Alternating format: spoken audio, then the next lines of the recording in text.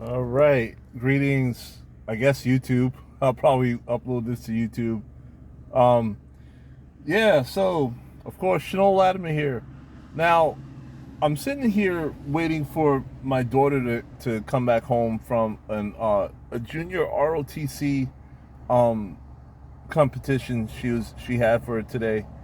And the thought occurred to me, I was thinking about my past, all the different things I've done, aside from my music career, and like how I've had to reinvent myself a few times, particularly moving down here to Florida. But yeah, and so what occurred to me was, a second thought I had was a musician I spoke to not too long ago. Uh, they were kind of lamenting how uh, you know they, there's no gigs anymore. They don't, they're older than me. I'm 49 right now.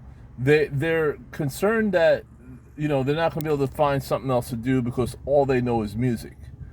And so I was trying to and they asked me, well, you've managed to successfully change yourself from being a musician to now you're a web developer, software developer. So how'd you do it, and this and that, and so and so my answer, I guess, which is the whole point of this video, is if you were a musician, but broadly speaking, if you're in the arts, I think this will still apply. Like, um, for me, I equated how to approach learning how to code with how I learned how to play music. Now, okay, so first of all, I started playing music when I was like 3 or 4 years old. So yeah, there's a certain intuition you get with certain things. However, when I was older and I was more formally trained, all of the things that we had to do as musicians to get better at what we did, or all the things I had to do to have a career in music, it's all the same stuff in web development, or I should say conceptually. And conceptually is a key word, because one of the big things about web development I learned is it's all about concepts. Once you understand a concept, it's just a matter of figuring out the steps to achieve that concept.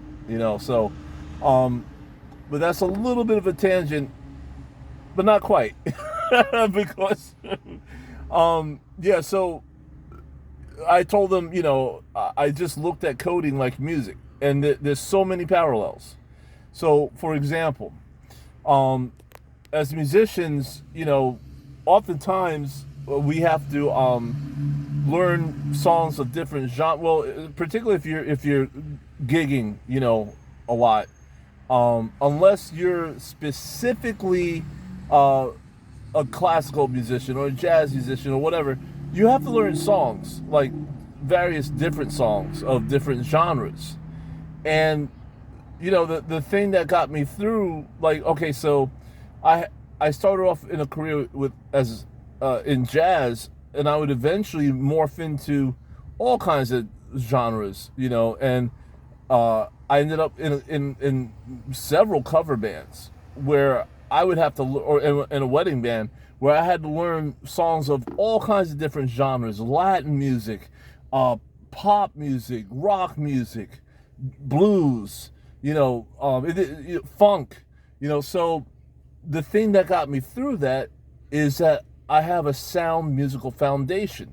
I have all my fundamentals down. So, music theory. So, like, I I understand key signatures really well. The relationships between those key signatures. Just various fundamental things that, when applied to tasks such as learning a song, it makes it a whole lot easier for me to do it.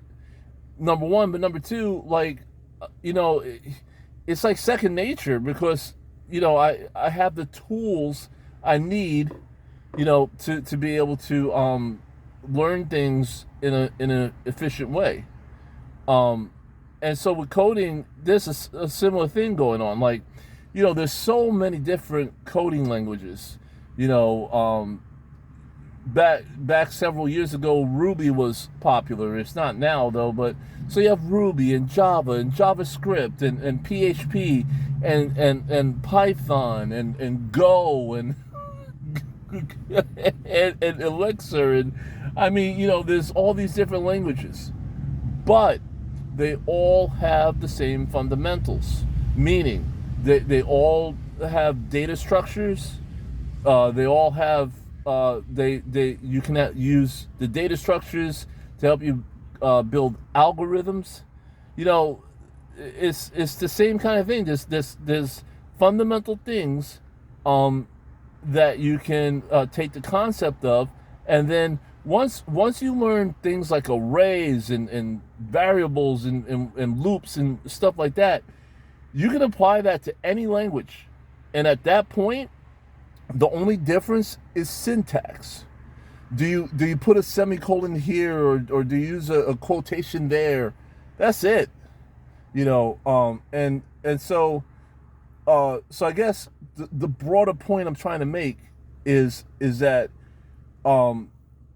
if you're a musician that finds yourself needing to change your career, change your path, but you're thinking to yourself, oh, I don't have those skills, I can't do that. Or guess what? Yes, you can. Because I'll tell you right now, in terms of difficulty, music is one of the most difficult things to gain a certain level of mastery at. And there again, there's a great parallel to coding.